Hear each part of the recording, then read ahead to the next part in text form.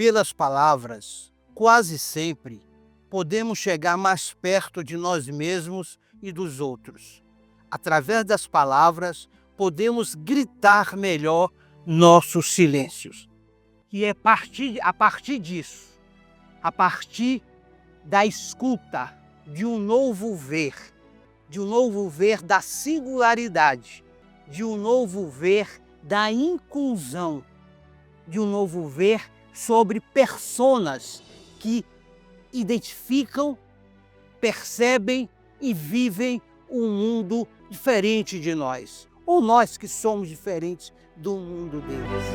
O grande desafio é criar esses espaços de interseção singular, onde envolve sentimentos, técnicas, envolve crescimento, envolve amadurecimento do sujeito autista, amadurecimento da família e dos que o cercam, amadurecimento de uma sociedade que em pleno século XXI ainda não está preparada para receber e acolher esses sujeitos singulares. É sobre isso que nós vamos conversar com o escritor, o dramaturgo, o pai, Edmar Conceição, sobre suas impressões que está relatada no seu livro. O privilégio de vivenciar e estar nesse processo de ensino e aprendizagem coletiva, em família, e é por isso que nós vamos conversar agora com o nosso amigo aqui, Edmar Conceição. Edmar, seja bem-vindo a esse programa que vai falar dessas singularidades. Falar de nós é falar das falas, dos silêncios, o que está no contexto subliminar das ações, dos sentimentos e das falas. Pronto, Robson, muito obrigado pela oportunidade, muito obrigado por estar aqui nesse espaço também privilegiado também, e fico à disposição para a gente poder conversar, bater um papo sobre autismo e também sobre o Caio. Quem é Edmar Conceição? Eita, pergunta difícil. E não tenho como fugir da pergunta, até porque Hermann Hesse diz que a gente não pode fugir de si mesmo. Edmar Conceição, aqui nessa conversa, inicialmente pai do Caio, de um filho que foi diagnosticado com 1 ano e 3 meses, dentro do espectro do autismo, do transtorno autista. Foi um autismo regressivo. A partir de 1 ano e 3 meses, 1 ano, 2 meses, começou a não falar mais as palavras, teve a falta de comunicação. E a partir daí entrou também o Edmar, escritor, cronista, em que a cada momento, seja dentro de um abismo, dentro de um choro, ou dentro também de uma alegria, de uma celebração, comecei a fazer registros, tentar fazer uma conversa com Caio, e nasceu o livro Conversas com Meu Filho Autista. Conversas com meu filho autista. Eu digo sempre que é uma escrevescência, o escrever da sua vivência, do seu relato de experiência. Nós vamos conversar tudo isso aqui neste programa. Eu já perguntei quem é Edmar Conceição. Agora eu lhe pergunto, quem é Caio? Caio, a melhor forma que eu tenho para dizer o Caio foi até pelo próprio livro. A obra em si, ela já fala. Caio, eu diria que, além de ser filho, ele me permitiu uma mudança no meu olhar. Caio, na época que eu escrevi, ele tinha 6 anos, hoje ele tem 12 anos. Então o Caio é aquele moço que deve estar agora em casa, sapeca, travesso, procurando alguma coisa para comer, procurando alguma coisa para se comunicar. Caio, eu diria que ele agora, ele faz parte quase onipresente de mim. Até das vezes em que ele dorme, das vezes em que ele vai para a escola e eu fico, às vezes, na minha pequena solidão, Caio, ele fica preenchendo essas lacunas em que se torna até indivisível, e com esse livro até na minha escrita. O programa tem um subtítulo chamado Impressões. Impressões no sentido dessa vivência, de deixar marcas, de construir marcas, que muitas pessoas acham que as marcas elas são maléficas, mas não são. Nós aprendemos com elas, aprendemos a lidar com o que ela causou e o ato de superar e de viver. As primeiras impressões sua, Edmar Conceição, e da sua esposa, Joana, quais foram quando vocês estiveram pela primeira vez junto com neurologista, com os profissionais da saúde e tiveram definitivamente o diagnóstico? Mas antes, vocês já tinham essas impressões do autismo? Isso, mas até a minha esposa, na época, ela já era psicopedagoga, né, e aí ela já percebia que poderiam ser traços regressivos do autismo.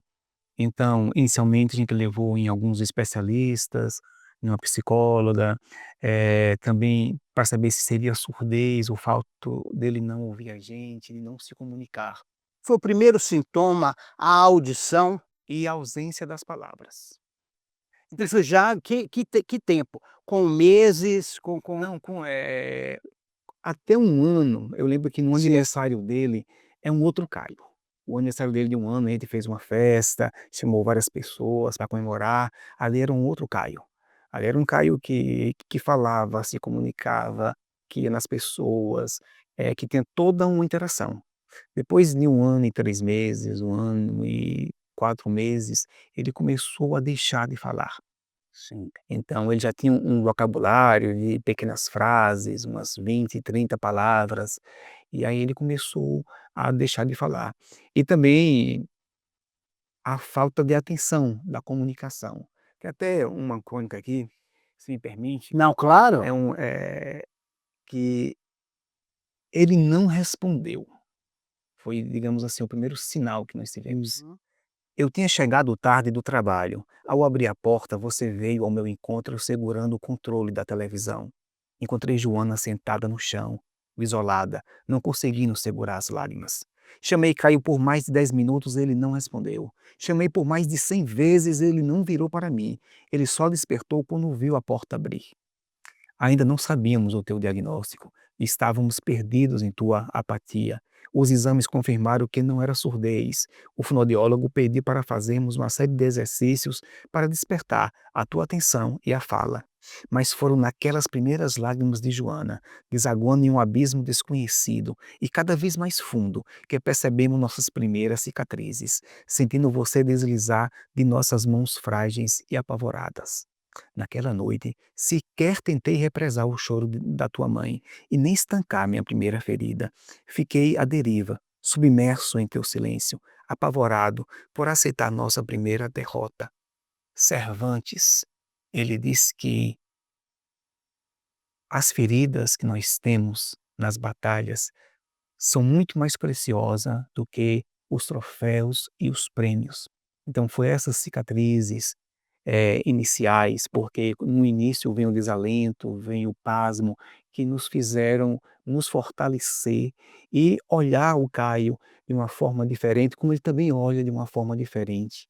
Para tanto, eu estava falando hoje com minha esposa, se não fosse o Caio, sequer a gente conseguiria fundar aqui uma associação que nós temos aqui, de pais e apoiadores que já tem 102 famílias.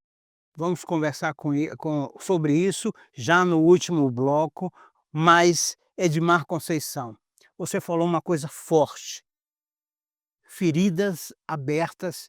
Eh, eu queria saber, nesse processo de 12 anos, mais precisamente de 11 anos, a partir do diagnóstico, quando essas feridas, se transformaram, o ver dessa ferida, o sentir, no sentido do acolhimento, do aprendizado, e o amor levou a ferida à bênção de tê-lo.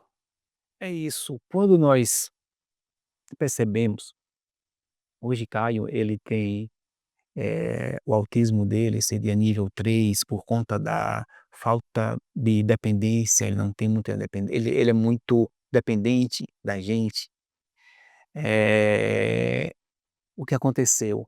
Por conta disso, tivemos que deixar de luto o pai e a mãe que a gente esperava quando estava no ventre, e começar a tentar reinventar uma nova relação filial, uma nova relação entre pai e filho, mãe e filho, e ver um outro olhar em relação a Caio. Então por isso a gente começou a perceber que é uma batalha de cada dia.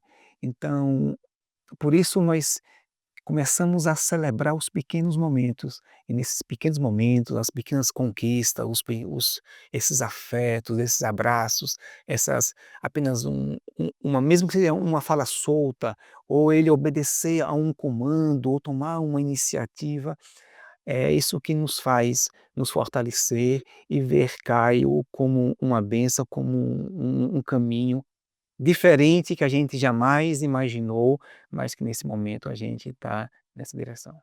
Edmar, como você avalia esse processo, a partir da sua fala, da desconstrução sua e da Joana, como indivíduo, com conceitos e preconceitos e desconhecimento, dessas singularidades, e de repente vocês têm que reaprender na desconstrução o novo saber, o aprender.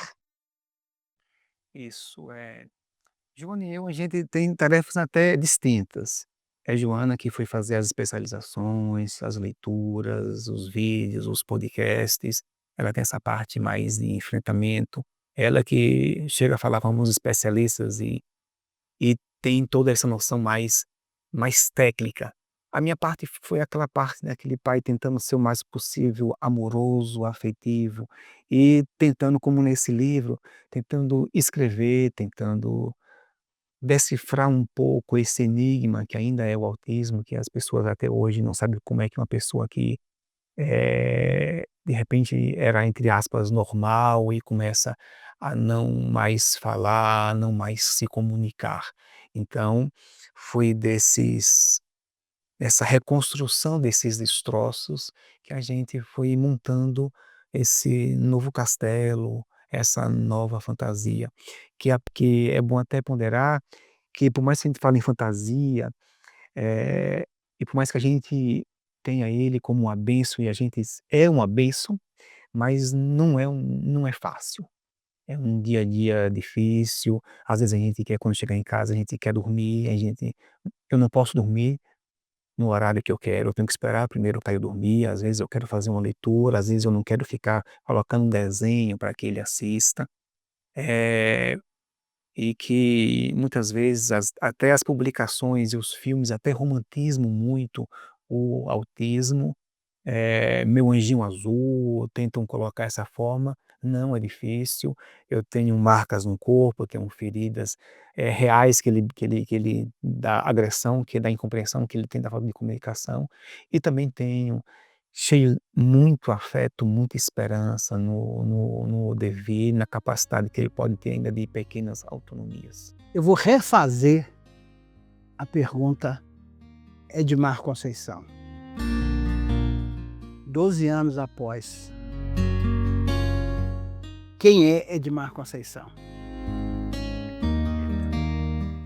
Ainda aquele moço ainda com aquele pasmo inicial dos enfrentamentos de ter um filho que não há uma receita pronta, não há uma exatidão, mas que busca, seja pelo caminho da poesia, seja pelo caminho do afeto, seja talvez tentando colher esperanças de cada dia ou de cada minuto, tentando ser um pai escritor ou um escritor pai que sabe que vai ter essa jornada pela finitude e sabe que haverá mais destroços e vai ter novas reconstruções. Então você se percebe 12 anos depois como outra pessoa.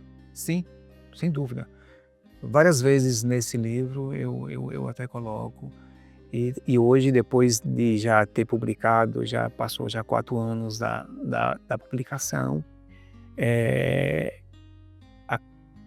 Caio está crescendo, nesse instante vai estar passando da fase adolescência, vai ter a fase adulta, vão ser novos roteiros, novos textos, novas reinvenções. Eu vou lhe dar 2 títulos que você escreveu, Conversas com o Meu Filho Autista. Uma das crônicas tem o título de O Mundo de Caio. Eu já faço uma pergunta a partir das suas crônicas. Hoje, O Mundo do Caio, que é um título, é seu mundo da Joana? E teus passos? Os passos do Caio, da Joana e do Edmar e da família. Me conte. Robson, cada um de nós é um planeta distinto, singular, mas estamos na mesma galáxia, estamos na mesma órbita. Claro que Caio é um mundo que tem a sua própria rotatória, um giro um pouco diferente do nosso. Então, para que a gente possa até seguir os passos de Caio, para que a gente possa ter pelo menos perceber o rastro e para encontrar o Caio, obviamente a gente precisa também mudar um pouco o nosso giro, a nossa rotação e, se for possível, até a nossa própria órbita.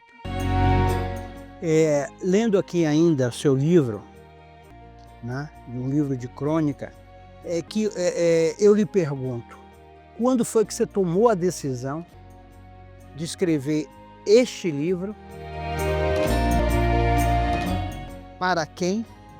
E qual é a perspectiva dele na associação, para outros pais? Que perspectiva esse livro e as suas falas, a sua escrevescência pode atingir? Robson, eu costumo dizer que eu desconto tudo nas palavras.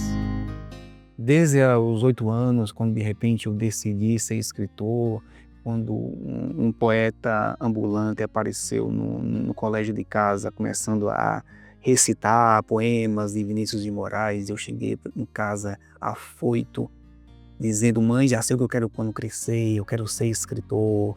E minha mãe até arranjou uma maquininha de escrever nesse dia da minha prima em um punhado de papel, e eu só dormi depois que eu escrevi meu poema de amor, meu primeiro poema de amor. Eu diria que tudo eu preciso registrar, eu preciso escrever. E a decisão foi quando começou essas marcas, como quando começou a aparecer essas incompreensões que eu tinha de um pai que acreditava que era outro filho, e Caio me diz: não, aqui já é um outro caminho, aqui eu tenho outros desafios, aqui eu tenho outros sentimentos, outras formas de comunicação. Então foi uma forma inicialmente para tentar conversar com Caio, para também tentar me encontrar como pessoa e também como escritor. Esse livro também mudou muito também como escritor, a forma forma mais simples possível, tentando chegar a uma conversa, tentar um diálogo com Caio. Claro que esse livro ele tem uma perspectiva mais universal. Se não me engano, foi Tolstói que disse que a gente fala de nossa aldeia e a nossa aldeia fala do mundo. Então, na verdade, a ideia é para que tivesse uma voz mais universal No entanto, claro que esse livro, ele atende também e até traz mais sensibilidade para pessoas que tenham algum filho que tenha alguma deficiência. Então, seja em uma associação, de pais e apoiadores das pessoas com deficiência, mas também para qualquer pessoa, cada um tem alguma deficiência, alguma lacuna para se preencher ou para, pelo menos, se compreender. Você tem outro filho. Me fale dessa relação entre, como é o nome dele? Gabriel Vinícius. Gabriel Vinícius. Qual é essa relação entre Gabriel, Vinícius e Caio? A partir, de uma outra crônica que você conta, Histórias de Dormir, dessa relação com o Gabriel e a tentativa, de repetir ações corriqueiras, né, de contar histórias, como você conta aqui nesse poema, e aí você percebeu que o universo deles eram diferentes, mas são irmãos. Como criar interseção entre esses mundos.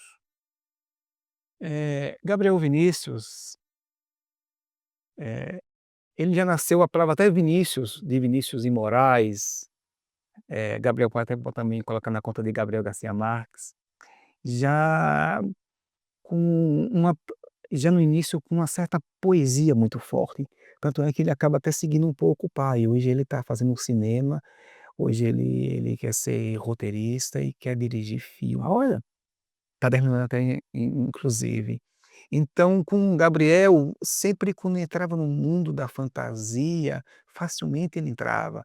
Ele adorava quando na hora de dormir, eu pegava os fantoches, brincava um com um, brincava com o outro, e de repente aqueles fantoches ele ria e pedia mais histórias. Com o Caio, das vezes que eu tentava também: "Joana, tenta de novo os fantoches", ele não prestava muita atenção. Então muitas vezes com o Caio, as histórias de dormir eram mais por palavras, castelo, princesa, fada, bruxa, e tentando do jeito dele contar a história infantil. Então, a relação é mais ou menos nesse sentido, que o Gabriel Vinícius ele se apodera dessas fantasias, Caio eu ainda é aquele mundo do Caio, ainda é aquele momento que a gente ainda está tentando ainda, colocar a fantasia, inserir nele. E tentar, com a nossa limitação, perceber a fantasia que já tem dentro dele. Feitiço da lua. Cadê a lua? Cadê a lua, Caio? Lua, lua, lua. Eh, que experiência sensorial foi essa, que lhe motivou a escrever essa crônica? Eu até coloco aí que a lua, né, normalmente ela move, né, os amantes, os loucos e também os lobos. E nesse dia a lua estava linda, estava perfeita, e quando a gente conseguiu dizer para o Caio: "Caio, olha a lua", ele começou a perceber a lua, era diante de tanta ausência de contato, tanta ausência de comandos, quando ele começava a perceber a lua e interagir com a lua, foi uma celebração que fizemos. Festejamos, cantamos com a lua, foi um momento bem enluarado, e foi um momento que talvez foi a nossa primeira celebração com ele. E a partir daí nós começamos a celebrar também com Caio. As pequenas conquistas, por mais que a gente acha que seja ínfimas, bobas, elas são muito valiosas com o nosso filho Caio. Eh, como vocês lidaram, você escreveu sobre isso, com a o outro olhar desses indivíduos? Quando você ouve, que está aqui descrito, aqui na página 38 do Conversas com meu filho autista, quando diz alguém chega e diz: "Ele é doentinho, né? Este é teu menino, que é doentinho, né?" Como lidar com essas falas, eh, como ter essa impressão e como caminhar ao lago ou fazer o enfrentamento delas? Interessante. Eu escrevi já tem mais ou menos um bom tempo essa crônica e essa pergunta, ao você falar, já fiquei arrepiado, um pouco sentido, porque realmente dói. E muitas vezes essa fala, às vezes nem é com aquela maldade em si, porque culturalmente a gente nasceu, eh, alimentado desses preconceitos. Apesar de nós não sermos perfeitos, vivermos na imperfeição, mas o ser humano tem essa ilusão da perfeição. Isso, então, por exemplo, quando eu saio com o Caio, das poucas vezes, a gente tem todo até aquele cuidado, uma outra crônica mesmo aí que não foi com o Caio, alguém pegou e dizia: "Olha, o doidinho hoje está atacado", assim, não sei se estava jogando pedra, eu tentei fugir, para não poder, não por conta dele jogando pedra, mas de não perceber Caio nele. Porque na verdade, e é por isso que a gente tenta ao mesmo tempo, eh, desconstruir, né, esses preconceitos, talvez por isso que eu digo sempre que às vezes Caio quando vai para a escola, muitas vezes ele tem muito mais a ensinar do que a aprender, para que a gente comece também a mudar o olhar, que as pessoas aprendam a esse acolhimento. Então, não era fácil quando eu levava ele, por exemplo, no pula-pula do parque, eu ia quando às vezes esvaziava, mas às vezes aparecia algum coleguinha, e a mãe preocupada, às vezes ele dá um grito, bate palma, às vezes é forte a palma que ele bate, aí ela tira ele, como se fosse, digamos, um monstro às vezes, né. Então, às vezes tem isso, então, mas é uma coisa que a gente sabe que a gente não pode virar a chave rapidamente, é uma construção lenta, mas que a gente não perca esse norte de desconstrução.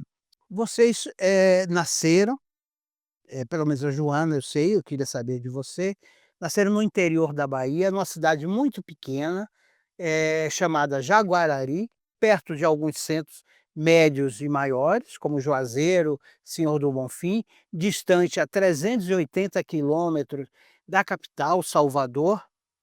Como é lidar com essa formação e atendimento à saúde em todos os sentidos do Caio? Primeiro, essa percepção do convívio social e a escola. Nós temos imagens aí, agora em abril, final de abril, Caio trocou de escola. Isso. Nós gravamos um pouco dessa chegada de Caio aí, por questão ética, nós não filmamos essa relação e preservando a identidade e esse momento tão ímpar, do Caio, na sua nova escola. Me fale sobre isso, as dificuldades e, do Caio, de vocês, nesse caminhar em Jaguarari. É, eu nasci em Jaguarari, Joana nasceu em Campo Formoso, mas nasceu em uma pequena vila chamada Puxadeira, que é bem menor ainda do que Jaguarari, e realmente a gente tem todos esses traços, né, do interior. E que infelizmente, apesar da gente estar em uma cidade pequena e nos ajudar, porque as pessoas nos conhecem, mas quando a gente fala sobre qualidade de educação, qualidade de saúde, infelizmente ainda estamos muito aquém de políticas públicas que possam efetivar. Por exemplo, quando o Caio começou a ter o diagnóstico, a gente começou levamos o Caio para São Paulo, tentando os melhores especialistas, depois tentando Minas, tentamos Pernambuco, dietas que veio do Rio de Janeiro, mas com toda aquela dificuldade. E para quem realmente tem pouquíssimos recursos, por exemplo, nós não temos em Jaguarari, por exemplo, um terapeuta ocupacional que é de uma relevância importante para a gente, porque trabalha o sensorial da criança e do adolescente. Eh, e na educação, eh, realmente é muito grande a dificuldade. Ele começou com escola particular até a pandemia. Tem até uma crônica que eu coloco que eles começaram a vislumbrar a possibilidade de Caio ficar retido se ele não tivesse pelo menos mínimos, conhecimentos pedagógicos, como se aqueles Sim, conteúdos sim. pedagógicos, que nós temos, fosse a régua, a medida para alguma aprendizagem. Eu até falei, eu tiro da escola, porque a última coisa que eu quero ver é Caio cada vez mais sendo retido e virando um gigante no mundo de alunos pequenos. Prefiro que a terra do nunca, Peter Pan, que ele fique pequeno pelo menos em casa. Que infelizmente o Brasil, pela jurisprudência do STF, ainda não avançou na educação escolar doméstica em si. Mas tivemos também experiências horríveis, por exemplo, quando nós colocamos Caio, tentamos colocar ele em uma escola de uma expressão maior, em Senhor do Bonfim, particular, com aquele banner que dizia que era inclusiva. E em Que é a 3 inclusão. em 3 momentos que chamou Joana e minha esposa, ela não chora, ela chorou em quase todos. Fizeram questão de expulsá-lo da escola, porque ele não estava conseguindo se adaptar à escola, como se a escola não tivesse que se adaptar ao Caio. Então tem isso. Na rede pública a gente está tendo até iniciativas positivas. Essa escola é uma escola nova, nós não temos ainda, hoje foi o primeiro dia que Caio entrou, mas a gente já percebe uma percepção afetiva, de acolhimento, de entender primeiro o Caio, para depois pensar numa prática pedagógica em que ele possa se encaixar. Qual é a expectativa, qual é essa experiência desse período de adaptação? Como é que está a mãe de Caia?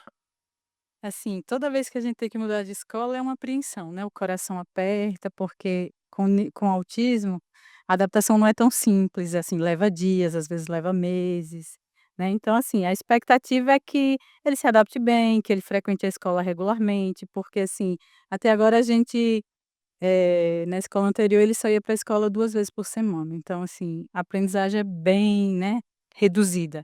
E aí agora, nova escola, a expectativa é que ele frequente mais vezes, como uma criança, né, como qualquer outra criança. Como Caio reagiu sabendo que ia para um novo espaço, mas ele vai sair do seu ambiente para um novo ambiente? É tenso, né, essa primeira vez é sempre tenso, mas ele está explorando, gostou, aparentemente, assim, pelo que a gente conhece, a escola é grande, né, tem espaço, então ele está nessa fase de exploração, andando muito, correndo, verificando os espaços, isso é comum com ele gosta muito de explorar, e aí esse primeiro dia foi isso mesmo, de exploração. Nós vamos ouvir outras falas, inclusive vamos, logo depois desse bloco, vamos conversar com a professora, vamos ouvir outras pessoas que lidam diretamente com essa singularidade, com o autismo, com os transtornos, nesse viés escolar e social. Mas eu quero começar a fechar contigo essa fala do cafuné. Então, nesses dias você deu outra utilidade para teus pentes. Os pentes da vida, que são penteados pelo carinho, pelo amor. Então esse pente da sabedoria, do amor. Eu queria que você falasse isso através de um simples e afetuoso, para todos nós seres humanos, cafuné. Quem não gosta? Pois é. Antes, falando sobre o pente, tem uma coisa curiosa, há um esconderijo na minha casa que desde aos 6 anos, 5 anos do 4 anos do Caio, que a gente não sabe onde é que é. Eu já comprei quase uma centena de pentes coloridos, ele acha, ele pega e coloca esses pentes nesse lugar, esconderijo, que é bem interessante. Ele sempre pega os pentes e ele sempre batucava, fazia uma percussão dele, que poderia ser até um próprio caminho da educação, a ideia da música, dessa sensibilidade. E de repente Caio começou a pegar os pentes e começou a pentear o meu cabelo. E por mais que tenha sido, eh, alguns segundos, é um afago. E muitas vezes, principalmente para o pai de filhos atípicos, o afago é muito importante. Tem muitos pais que às vezes cometem suicídios, tem muitos pais que surtam, que não conseguem lidar porque a dificuldade ela é muito grande e às vezes não há um apoio psicológico, não há um apoio às vezes em uma outra pessoa que pode dar uma rede de apoio. Então, esse afago é muito importante. E o afago do Caio, o cafuné, ele é imprescindível, ele nos acalanta, mesmo com todas as cicatrizes e com todas as esperanças. Nós vamos terminar esta fala, esse diálogo, essa troca de experiência, eu, Edmar, e você que está aí nos assistindo, aprendendo através dessa vivência, né. Eu queria, nós estamos num lugar, bucólico, digamos assim, Bem e eu ali. é, que nem sempre é florido, mas que está preparado para as flores, que tem suas facetas, né, de transformação, né, do seco ao esperar a chuva e o molhar da terra para florescer. Eu já faço analogia, e eu queria lhe convidar para a gente caminhar e conversar um pouco, fechando essa questão. Edmar, eu queria que nesse espaço, invocando, seja lá qual for você que está aí de casa, a sua crença, a falar um pouquinho da fé e da espiritualidade. Como o Edmar, Joana, Caio, se percebe nessa espiritualidade? Robson, o espiritual é aquilo que muitas vezes nos alimenta. É a fé, é a crença que no acordar, que no próximo dia a gente possa melhorar, que Caio possa, conseguir as pequenas autonomias. É é uma prece diária e é uma forma também de se encontrar também até com Deus. A crença que a gente pode melhorar, uma forma também de caridade, não só com o nosso filho, mas também, por exemplo, na associação, com os outros filhos, os outros pais. E a gente tenta criar essa rede, essa conexão, essa espiritualidade conecta. Obrigado por lhe conhecer, conhecer a sua esfera e poder nos permitir socializar a sua vivência e que sirva de exemplos, e depois nós vamos colocar aí nas nossas redes onde encontrar o seu livro e como essas pessoas podem ler essa obra. Eu que agradeço imensamente pela essa oportunidade, não apenas para divulgar o livro, mas também para a gente falar dessa causa que é bonita, que é difícil, que é dura, mas que tem muita esperança e também tem muitas iniciativas como No próximo bloco, nós vamos conversar sobre outras falas, outros veres. Então, estamos aqui no programa Autismo, Impressões, essa série que vai deixar marcas no seu ver.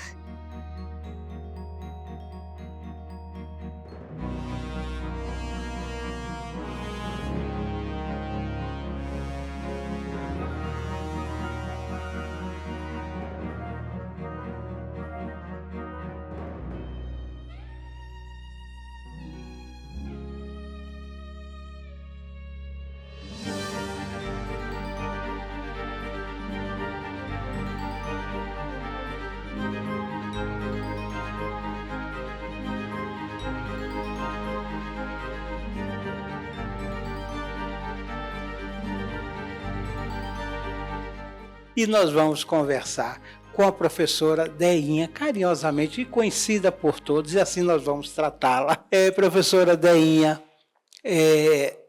nós estamos trabalhando com o tema, e esse mês de abril é o mês que se faz uma reflexão, se deve pensar na inclusão o ano inteiro, o tempo todo. Mas abril é um mês que marca o autismo, né? Então, me diga, aqui na escola, qual é o trabalho da senhora com relação às singularidades, com relação ao acolhimento tanto das pessoas que têm déficit quanto as que têm transtornos? Aqui na escola nós temos o principal, que é a sala de AE, que é a sala de recursos, onde a gente tem um atendimento ao público não só do autismo, como transtornos, mas a gente acolhe com todos, com a inclusão, principalmente porque a nossa escola ela tem os cuidadores. Então todo aluno autista ele tem o direito ao cuidador. Então em todas as séries tem esse acompanhamento. E a inclusão a gente vem, eu sempre digo que nós somos uma sementinha de mostarda. Por que o termo que a gente usa é a sementinha de mostarda? A semente de mostarda ela é bem pequenininha, para ela dar uma árvore frondosa. E a gente está plantando a sementinha, porque a gente sabe que não é fácil a questão do autismo, a questão da inclusão, principalmente porque os nossos professores, eles não têm ainda toda essa capacitação toda para poder receber. Vinha muito tempo trabalhando, mas quando chega na escola, os nossos professores eles buscam da melhor forma receber os nossos alunos. Então, eles estão matriculados no ensino regular, aqui da escola, eles frequentam o ensino regular, mas ele também tem a parte aqui da sala de recursos. Aí tem alguns alunos que ele tem um suporte 3, que eles ainda não conseguem essa parte da socialização, a gente está introduzindo aos poucos. Que é o caso de Caio, que está chegando agora, que nós registramos a chegada dele e que a senhora o recebeu hoje pela manhã. Isso, porque ele é o estudante que ele trabalha assim. Eu sou a professora da sala de recursos pela manhã e na parte da tarde eu sou coordenadora. Então, o Caio era um aluno que frequentava apenas 2 dias na outra escola. Ele acho que ele estava indo apenas 2 dias. Mas a gente percebeu que para o Caio socializar, 2 dias era pouco. Então a gente está começando aos poucos. Olha, se ele vai vir todos os dias, de segunda a quinta-feira. Na sexta-feira ele não vem porque nós que somos da sala de recursos, a gente tem um encontro com a nossa coordenadora. E aí ele vem de segunda a quinta-feira para poder socializar. A primeira parte que a gente fez é a parte externa, que é o reconhecimento do campo externo. Porque o autista ele é muito observador. Então, hoje foi o primeiro momento que o Caio está aqui. Então ele veio para poder socializar primeiro e conhecer o campo externo da escola, para depois a gente começar a introduzir aos poucos, uma vez que o Caio ele não consegue ficar numa sala fechada. Então se ele não consegue ficar numa sala fechada, eu não posso trazer ele para cá. E o primeiro passo é o quê? A parte externa. Ele reconhecer o âmbito todo e sentir seguro, que ele precisa se sentir seguro na minha escola. Para além dos professores, essa equipe multidisciplinar conta com o apoio de que outros profissionais? Nós temos o CAEG, que é o Centro de Atendimento de Educação Especializada, né, que é de Jaguarari. Lá nós temos a psicóloga, temos a psicopedagoga, a gente tem fonoaudióloga, a gente tem nós temos a fisioterapeuta, tem outros que também atende lá. Então, aqui eu faço o atendimento da sala de recursos, mas em contrapartida o município nos fornece o CAEG, que é para onde os alunos também fazem o atendimento concluir lá. E nós temos também o CIAP. Para além do Caio, hoje na escola, a essa sala especial de atendimento conta com quantos alunos autistas nos seus diversos graus? Nossa, eh, entre eu não vou dizer só autista, eu vou dizer ao todo. Pela manhã nós temos 24 e à tarde nós temos 23, entre todos os transtornos, tanto autista como TDAH, como dislexia. Então nós temos 24 e à tarde 23. Qual é a importância, desse aluno com essa singularidade socializar, e de buscar caminhos para a inclusão social e depois para o próprio processo do seu ritmo, dos seus tempos, de aprendizagem, buscar saberes? Eu costumo dizer assim, a gente tem o hábito de acreditar que o aluno só aprende a ler e escrever. E o aluno ele tem diversas habilidades. A gente sabe também que o autista ele pode estar no alto de ele estar alfabetizado, e não também não. Então aquele aluno que consegue ser alfabetizado, a família fica feliz quando acontece isso.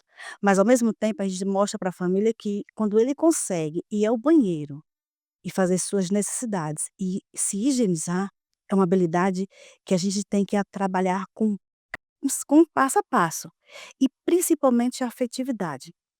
Eu falo pra Joana, que a Joana é a mãe do Caio, ela disse: "Ele ainda não conseguiu", ela vai falando, né, que ele não conseguiu, eu disse: "Joana, você conseguiu algo que é muito mais difícil, que é a afetividade, porque o autista é no mundo dele. Ele vive no mundo dele.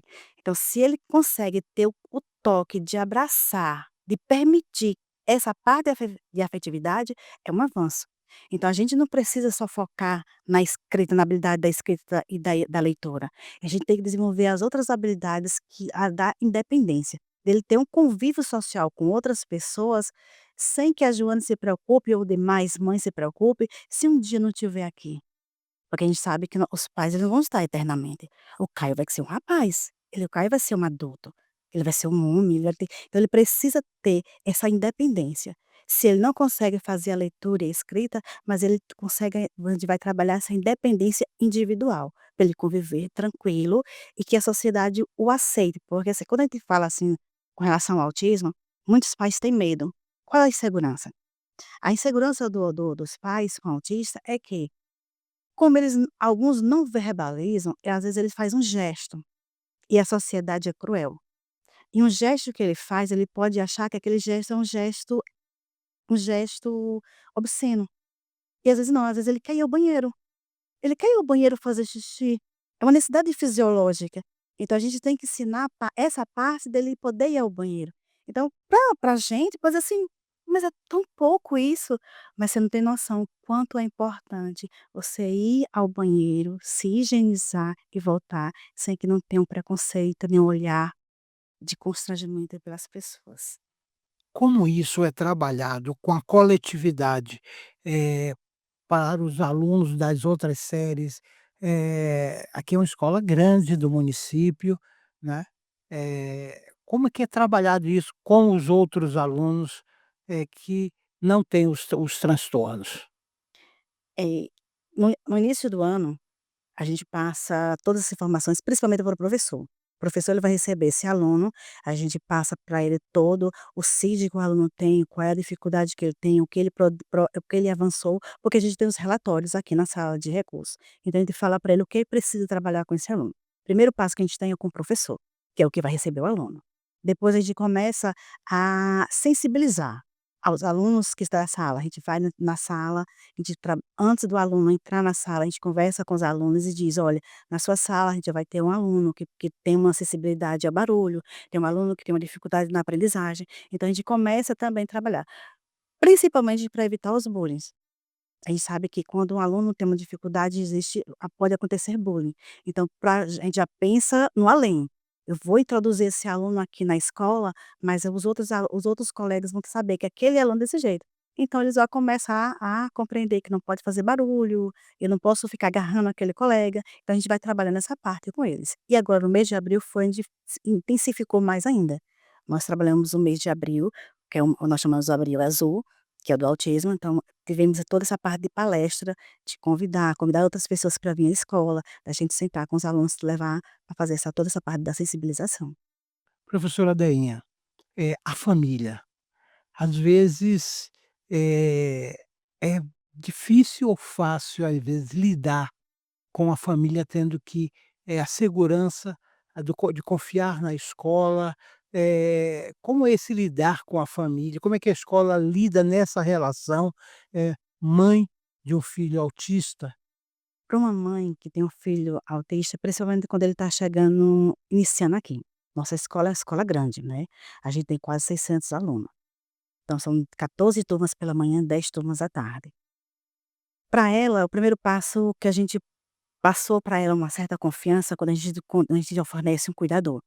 Quando a gente fornece para ela um cuidador, ela já percebe que o filho dela vai ter alguém, um suporte para estar com ele o tempo todo. É o primeiro passo. E a gente sempre convida os pais para vir na escola. Venha, visite e olhe como é que tá, se como é que ele estava em casa. Ele estava agitado hoje? Se ele está agitado na escola, a gente pergunta: "Como é que ele estava em casa? Como é que ele estava agindo em casa? Aí, como é que a gente pode agir com ele?". Então, a família, a gente sempre tem esse contato, porque nós chamamos para reuniões, não só aquela reunião pedagógica, aquela reunião de pais para entrega de notas, mas a gente sempre liga para o pai, chama para vir aqui na escola quando tem alguma coisa, porque nós trabalhamos com seres humanos. E o ser humano, ele precisa de um lado afetivo. E quando a gente mostra esse lado afetivo para os pais, eles sentem mais segurança. Que, como eu disse para você, o ponto principal é os pais sentirem que seus filhos estão aqui, estão seguros. É tanto que nós temos essa quantidade de alunos frequentando a escola. Então, a gente transmite essa segurança para eles. Parabéns. Eu queria já lhe agradecer, né, por esse seu tempo, mas tão precioso para falar para diversos pais, para os alunos. Nós estamos no YouTube, para o mundo. Eu queria que a senhora olhasse ali para aquela câmera, que eu digo que é a câmera da verdade, do saber, a câmera do saber.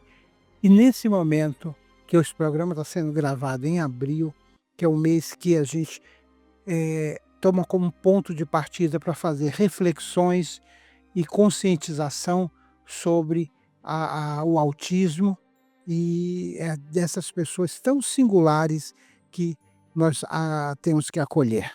O que eu quero dizer para os pais, principalmente para os pais, que eles não desistam. Eu sei que não é fácil você ter um filho autista, não é fácil você receber um diagnóstico, porque nenhum pai quer receber um diagnóstico, porque se preocupa com o futuro do seu filho. Não desista dos seus filhos, mesmo que ele seja um autista que não verbalize, mesmo que ele seja um autista que não está ainda conseguindo se socializar, não desista. E exija os direitos que vocês têm. O autista tem todos os direitos. Pai, não desista. Se ele tem o direito a frequentar uma sala de ensino regular, lute para ele frequentar uma sala de ensino regular. Mas não só uma sala de ensino regular, que ele tenha acompanhamento com profissionais. Não desista das suas exigências, que ele é um cidadão. Ele tem um CPF, ele é um cidadão. Se ele é um cidadão, ele tem direitos. Exija os direitos que seu filho tem. E que ame seu filho acima de qualquer coisa. Eu tenho certeza que se o seu filho frequenta uma escola, aquele professor vai receber com carinho. Ele pode ter dificuldade no início porque é algo novo para ele, mas insista. Insista, porque ele merece toda a atenção, tudo que ele tem direito como cidadão.